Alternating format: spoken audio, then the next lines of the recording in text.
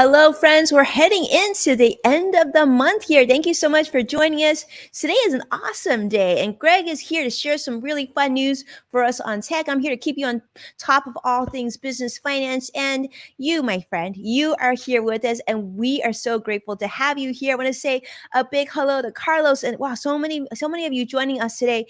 It is such a treat to have you here, and of course, you're here to share positivity and engage with us. And we appreciate you being here. A big welcome to In the Loop with Winnie and Greg. I'm Winnie's son, longtime financial pro, CNBC council member, Forbes contributor, and a host of few other things. But welcome. Happy Wednesday to you. And of course, Greg, how are you doing today? Hello, I'm doing good. You know what? I didn't even think about it that it was the end of the month until you just said that right now. This is, wow, that is weird. But otherwise, I am doing great. And it's so good to be here. And hello, everyone who's joining us. Thank you so much. I'm Greg Nibbler, longtime tech reporter, podcaster, bunch of things, but we're here to have fun today. And I want to, again, just say thanks to everybody who's joining us. So we've got some fun things to talk about in tech coming up, maybe a different way of thinking about how you get your phones. That's one thing that's on the docket. We've also got some pretty futuristic things that I think are going to be interesting to discuss. I don't know if it's something you'll want, but you'll want to know about it. So we'll talk about that coming up too. But we all start off here, with Winnie filling us in on what's going on in the markets and the financial side of things to keep us educated on that, which is great. And I see the comments coming in. Hi to Vicky. Hi, everybody who's joining us. Appreciate that. But Winnie, what should we know here today to start it off? Well, Greg, I am so excited to hear what you have to say about that phone, because that's definitely on my list of things to learn from you. And yes, absolutely. Let's say hello to Vicky. We haven't seen Vicky in a bit. It is so great to welcome her back. And we are grateful, Vicky, for you for making the time and always just being so supportive of us. So, Greg, you're absolutely right. Let's talk about the market. It's kind of bumped today, unfortunately. Kind of some down news today. The Dow closed down 83 points. NASDAQ down 177 points, and the S&P down 29 as well. In fact, it's sort of at the last hour of the trading day today. Unfortunately, it didn't seem like the market was gaining any speed and some steam too, because the last few days have actually been relatively positive. And you might be wondering what happened today. Like it was some news came out. Did some companies report worse earnings? The economic concerns. Well, I'll tell you, this is what I think. Some of the main reasons why today's market didn't perform as well was actually because of what's happening in Ukraine. As many of you have been following, yesterday there was a meeting that took place in the country of Turkey, where Ukraine officials and Russia officials met to try and ideally get to a place where they were talking about ceasefires. They're talking about having communication and finding a way to get past all the bloodshed and war. Unfortunately, as President Biden had mentioned, and other officials on social media, when we've been talking about that too, is they're saying, well, it's a wait and see. Let's see what happens. So Russia had promised that, in fact, they were going to they're going to pull things back a little bit. They're going to take some of their troops away from certain cities and areas of Ukraine. But unfortunately, it seemed like that was short-lived. That actually was just a conversation from yesterday. But today, we saw and we heard news that unfortunately many more Russian attacks on Ukraine. So I think though investors are listening to this and getting more worried, thinking that maybe things were going to get a little bit better. That's when we saw the market react positively in the last couple of days. But unfortunately, it doesn't look like that's going to happen anytime soon. And so because of that, we also saw crude oil prices increase, soaring to topping $107 per barrel today. That's climbing more than 3%. And also Germany, you've heard me talk about Germany before. They're also warning there's a potential that they might have to ration natural gas. And so remember, we were already concerned that Germany actually might fall into recessionary times. So not good. But here's one thing I do want to talk about. And I thought, Greg, when I read this article, I really thought of you, and I thought, I'm really interested because I think Greg and I are going to be on the same page here. This was an article that was shared in The Guardian, and they're talking about that if the U.S. here, if we transition to electric vehicles by 2050, that just the process of if we just actually move more people driving gas vehicles to electric vehicles by 2050, we could save over 100,000 lives. Wow. And this was huge because I know it's kind of a detour than what we were talking about earlier, but I thought this was sort of that time where maybe we should consider this now that, crude oil is getting more expensive, gas is getting more expensive. If you're looking to transition to that next vehicle or maybe get rid of an old car, you know, going electric may not only be good for your wallet and how much you spend on gas, but also could be good for health, right? For not just yourself, but your neighbors as well. And so they're saying that if we swap gas for zero emission vehicles, that this could lead to 2.8 million fewer people uh, suffering few, or I should say 2.8 million fewer asthma attacks. And this would actually enable us to avoid over 13 million sick days too. So this was some analysis that came out of the American Lung Association highlighting the public health damage that is caused by, unfortunately, us being dependent on things like fossil fuels and things like that. A little bit greener, better for your health. I don't know, Greg. What did it? I feel like this number really surprised me. Yeah, I mean, those numbers are interesting. That's an interesting way to look at it that I've never seen before, as far as what sick hours are and all of that. But yeah, I mean, certainly that transition is going to be big. And actually, I think it was just today that was announced. I was just trying to double check that, but I believe it's Canada is going to ban the sale of combustion engine vehicles by 2035. I think that's the target date that they're setting. Yeah, combustion engine passenger cars by 2035. So Canada's starting this. You've got a lot of European countries as well. They have even more aggressive dates to stop the sale and transition to electric vehicles, or at least some kind of alternative energy. So I think it's on the horizon, but I think looking at it from that way would really help, give people a different perspective on what it is and what you're really getting out of that. I mean, 100,000 lives saved, that statistic alone. But yeah, it's just kind of fascinating looking at it from those different angles. Yeah, great. I agree with you. It's interesting. We talk about the benefits of going electric. Be really interesting to also find the flip side. What's the negative going electric as well? I'd be interested to hear that. But Yeah. certainly, yeah, I think it kind of opens the eyes of, like the potential of health benefits. I think that's huge. One thing that we've been reading in the financial news was last week too is, and I thought this was interesting to share with all of you, is you talked about Canada, Greg. And, it's interesting because a lot of things that Russia exports, right? To the European nations and whatnot. A lot of countries are now going to Canada because, interesting enough, Canada actually produces a lot of things such as crude oil and wheat and a lot of these other other commodities that typically countries would go to Russia for. So that's actually shifting as well. And they're saying there's a lot of these deals happening right now. So Canada could benefit. So I think that's great that they're sort of taking the lead on really reducing combustion, right? So that's a good thing too. Now, one other thing, Greg, I want to talk to you about too, because you just mentioned like, can't believe we're heading into the end of the month. That just shows, Greg, how busy you are, and I know you're busy because we talk offline as well. You are one really busy guy. But one thing that I want to make sure that's on everybody's radar is that we're literally just a few weeks away from the tax filing deadline. So if this hasn't been on your radar, make sure it's on your radar. I also want to talk to you about the things that you should do before you file your taxes, because recently I had a reporter ask me, what are some things that you think most of your clients forget to do for tax season? So I thought I would share this with you, and I think it's really important.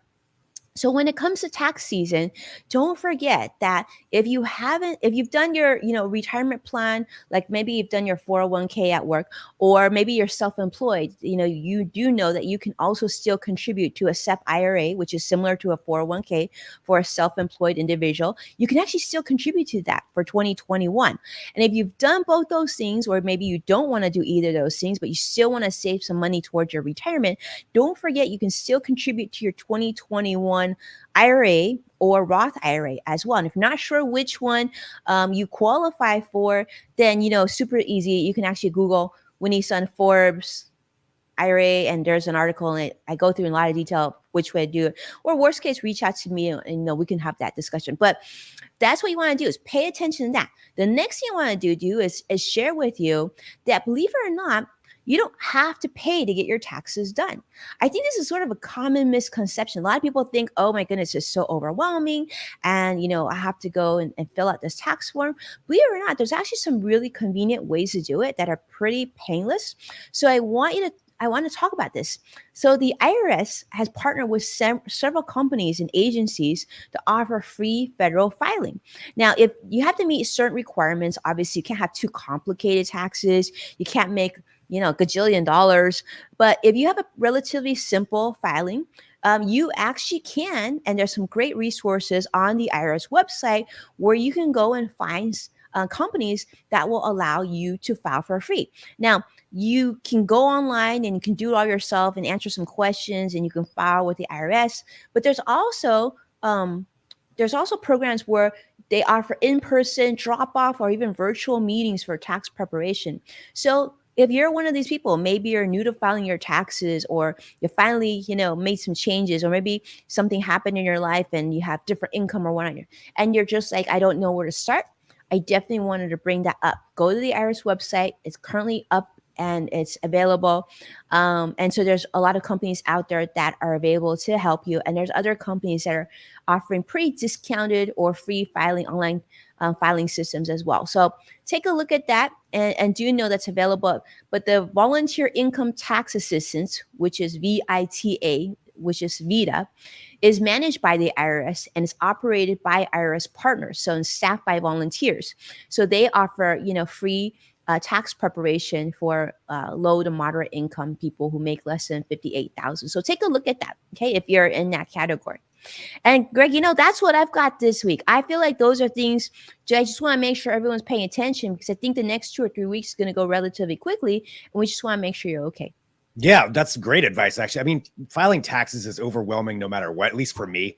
I have an accountant for mine, but yeah, that's great that there's some free help out there that people can get. So awesome advice. All right. Well, I've got a couple of things here for this week for tech. One of them, well, we're going to start off with here. Now, this is just a rumor, but it's a pretty substantiated rumor. So this comes from a report from Bloomberg, from some people in Apple who have released this information, not officially, but it's looking at how you may change up how you purchase your iPhone, meaning you might not be buying it soon. You might be renting it or subscribing to it. So this is the idea of iPhones becoming a subscription service. Now, we know that Apple's been pushing towards all kinds of subscription services for a while now. You've got Apple TV Plus, Apple Fitness, Apple Music, Apple News, all those different ones that you can get, and then you can bundle them in different packages. So this would be adding hardware on top of that to where you would be subscribing to an iPhone. So you don't actually own it. And there's a couple of things that could be a good benefit for that, for somebody who is an iPhone user who wants an iPhone. One, you wouldn't have to either pay that big cost up front. iPhones, as we all know, just like every other phone, the high-end ones, they're not cheap. It's usually $1,000 right out of the gate, or you have to pay it spread out over different monthly plans through your service provider or even through Apple, but eventually you pay for that phone. So this, you wouldn't have to do that. So they might be able to reduce the cost a little bit because Apple isn't actually, like, they still own the phone. So even when you turn it back in, they can either recycle different parts of it right back into other phones. They can rent it right back out to somebody else. So they can kind of keep control of that. And the idea would be maybe they could drop the price down on what that normal cost would be for an iPhone. And then each year you could just trade it in for the brand new version. So that's kind of what this concept is of that for the hardware. There's a few other things along with it too. But Winnie, what do you think about that? About like renting it and not actually owning your iPhone? Well, Greg, I think it's a really smart business decision on the side of Apple. I think every company, there's two ways of, I think especially in this day and age where it's highly competitive in the cell phone space, right? You're looking for that consistent residual recurring income. And so if you can get a subscriber on with you and you charge them a nominal fee, it's certainly a lot easier to stomach $50 a month versus, coming up with $2,000, where a lot of people are struggling to even keep up with their normal bills. So I think it kind of helps you bridge that. The other thing I like about this concept is what we were talking about just earlier, Greg, about being more green. If we have a phone we've paid off, I don't know about you. Well, actually, I do know about you, Greg. I know you're like me in that you have a lot of old phones at home, and I have some old phones at home. I have some old iPads at home. And let's be honest, it's not the easiest thing to recycle e-waste. It's out of your normal schedule. You gotta find a place and you gotta go. It's just kind of a hassle. But if you streamline that process and you just have me basically send that phone, you send me a new one, you recycle it so I know it's getting done right. And they know for certain how many parts they're getting back, then they can really keep costs down because they don't have to replace those parts. And I think this is all coming from obviously supply chain issues, right? Supply chain experiences here on what we can do. And yes, I think this will lead the way. I think Apple is going in the right direction here. I'm hoping to see this in more industries and more things. I'll give you an example, Greg. My dishwasher at home just stopped working. Like it just stopped finishing a cycle. So we had to replace it. Very expensive. I literally replaced it with the same newer model of the same dishwasher. But I was looking at the dishwasher that no longer works. The door still looks brand new. The handle looks brand new. Everything about it still looks brand new. It just can't finish the cycle. We've had it for a long time now, but it's still in every respect, still there's so many reusable parts. And I felt like it was like kind of a shame to send it to the dump to be disposed of. I wish there was a recycling center that would maybe take it right back to Bosch and have them do the same thing. So Greg, I'm loving this concept.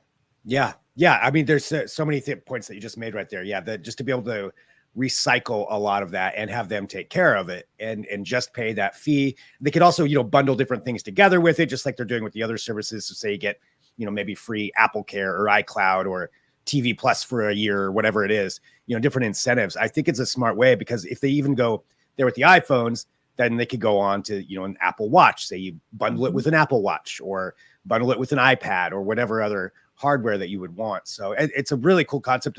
Cool concept. They buy our loyalty. They buy our loyalty, Greg, and they bought us, right? I mean, I know you're an Android guy. I'm an Apple person. And I mean, I don't see us switching anytime soon if the company keeps on doing that. Yeah, I mean, that would be a pretty cool concept, especially if you can get the price down and you're going to get like when the new version comes out, you can swap it out and get the brand new one. And it's always going to be, obviously they would probably do the repairs and everything else on it too, because it's a subscription. That's pretty cool. So the idea is, at least according to the report from Bloomberg, is that this may come out later this year or early next year. And again, Apple hasn't officially said this, but I feel pretty confident in saying that there's going to be some kind of plan like this going forward that they're going to have. Maybe not for every phone. You'll probably still have the option to buy it for a while, but eventually transitioning to something like that. So pretty cool concept. And it's definitely got a lot of people talking about that because super smart. And if Apple does it, was Samsung going to need to follow suit as well? Yeah. How's that going to work? And the other thing was Apple thinking, the idea is that they could probably get their phones into more hands and expand a little bit too, by people who may have been hesitant to purchase a really expensive iPhone before, but now it's like, oh, I can get it for the same price I have been paying or less and get that. So we'll see where it goes, but pretty cool. Thank you for sharing that. Super awesome. Yeah, absolutely. I love those kinds of concepts and just seeing where people are going with that. All right, we do have something else though. So I got a couple of these are some odd ones, but these are actual products that are being made. And this first one, I thought of you, Winnie, because I thought this might be something. I don't know if you're going to be interested in it or not, but it's an air filtration device for your face, and it's from Dyson. So Dyson, like the vacuums, the air filtration systems, but here is what they have created. It's a combination headphones and face filter that will filter air as you walk around. It is a weird looking product when you see the entire thing put together. It is strange looking. But the idea for them was that it's to help out with noise cancellation as far as when you're, walking around, there's a lot of noise going on, but then also filtering out some of the like pollutants that are in the air because there's so much pollution. So it's not necessarily for a COVID filtration, but it would be for filtering out what is going on as far as air pollution and different things along those lines. So they've got a few different ones here, and I kind of looped some of them in here. Yeah, there's the face filter that goes over. So it doesn't actually touch your face. It actually is just a little bit off of it. And it's got a couple of air compressors that pull air in through, I believe, through the headphones, down through, and then filters the air and blows it back into your face. Wow. Yeah. Wow. It's a strange concept. I don't know, Greg. I signed me up for that. Yeah. I just saw an interview he's on Twitter, really big, Dr. Eric Dean, I think his name is. A big, he's from Harvard Medical, and he's like one of the leading experts on social talking about COVID vaccines and all that good stuff. And he was just talking about how if we could just get this to be so that every building had good quality air, right, and good filtration, that really we could take our masks off and we can go resume things back to normal. And I love this concept. Good, like I just love this concept. Like I think Vicky's too.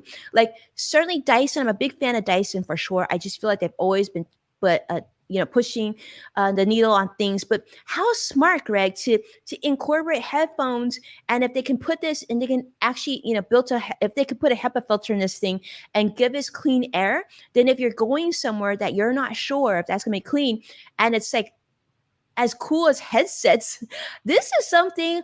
Sign me up, Greg. I feel like we got to book at this. This is something we got to do. Yeah, it's pretty, like you said, with Dyson too. I do love how they're always creating something strange and unique, and using their technology that they already have and incorporating it into other products.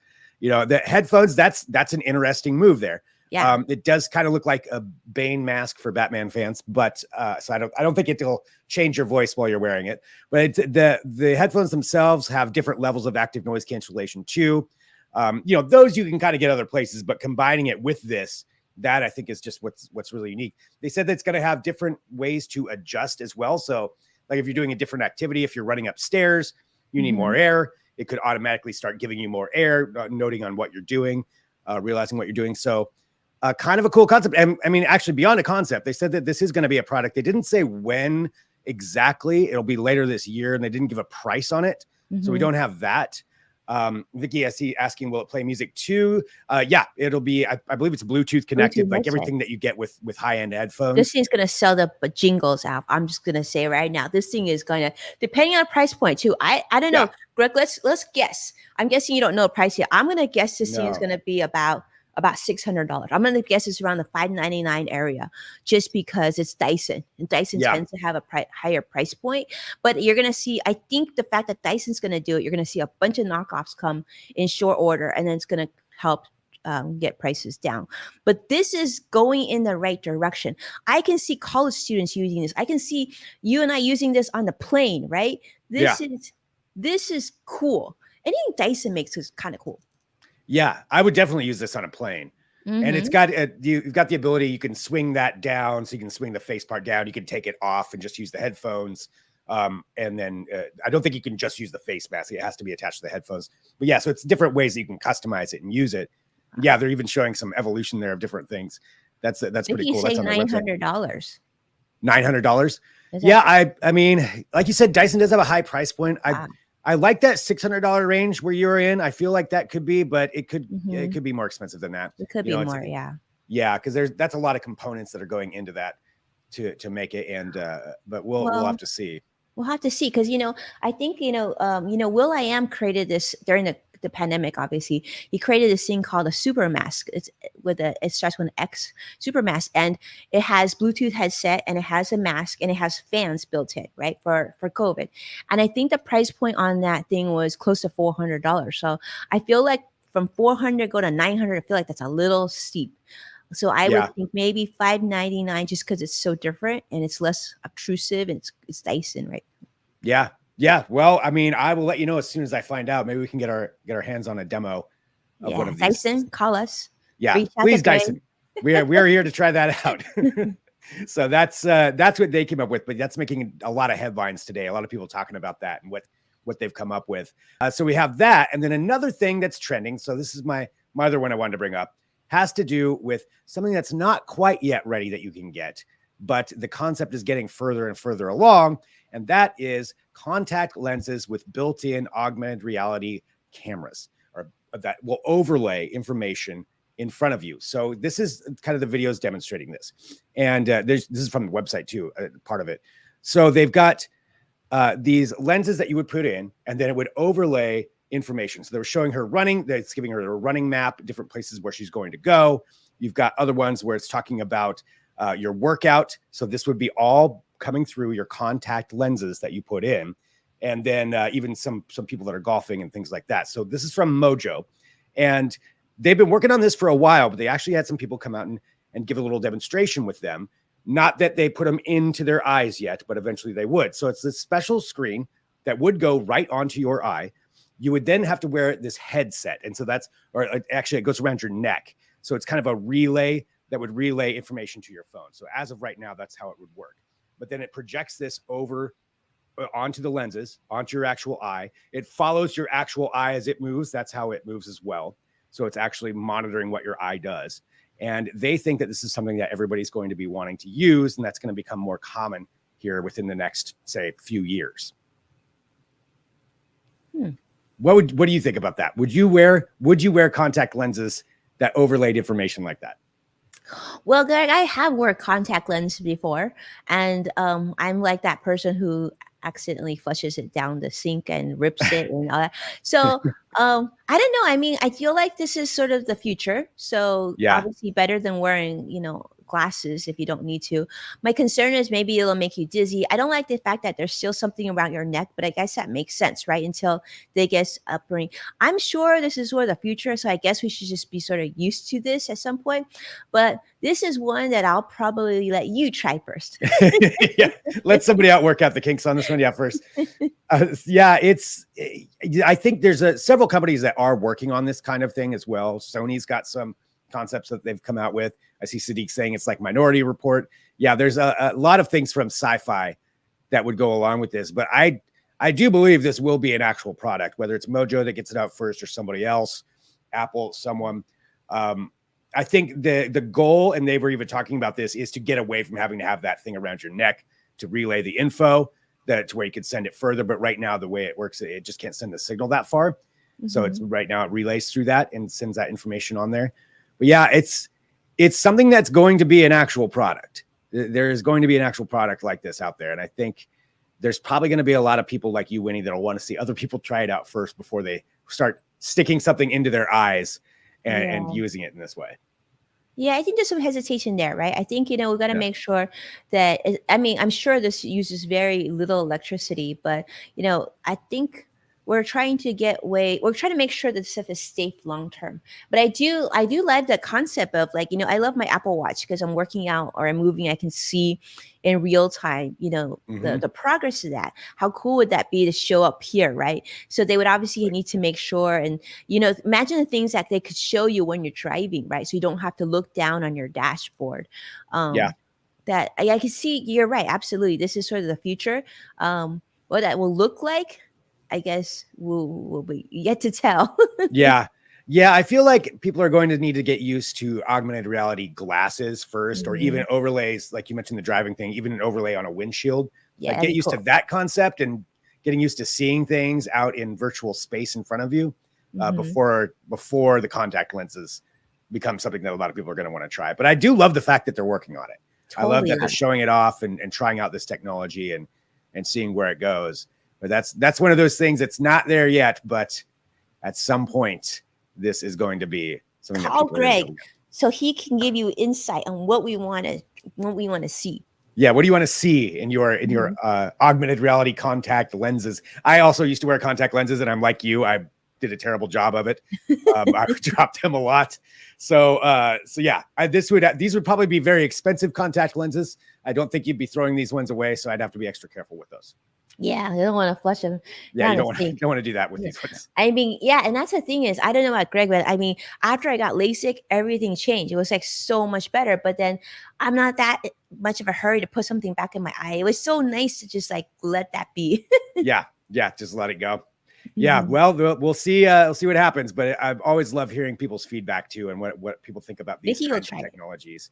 Yeah, and I saw a lot of comments coming through there too. So let us know. Let us know what you think about augmented reality contact lenses. But those were the big trending ones here for this week, especially today, that I wanted to get out for everybody to take a look at. And I do also want to say thanks to everybody who's been writing me and sending me different tech articles and things that you've seen and things that you think are interesting or questions.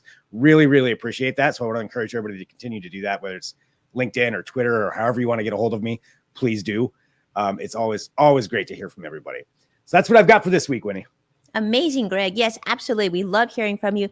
Thank you so much for all of you reaching out to me directly too. We love your messages and we love Yes. all the share. And I just want to say a special thank you to Vicky. Vicky's been so amazing. She's been messaging me off behind the scenes, and just our thoughts and prayers are with you, Vicky, and your family. So thank you so much for making the time to be here. And thank you so much, Greg, because wow, you hit it out of the park again this week. What a show. I loved. I'm so glad I was here to learn all that.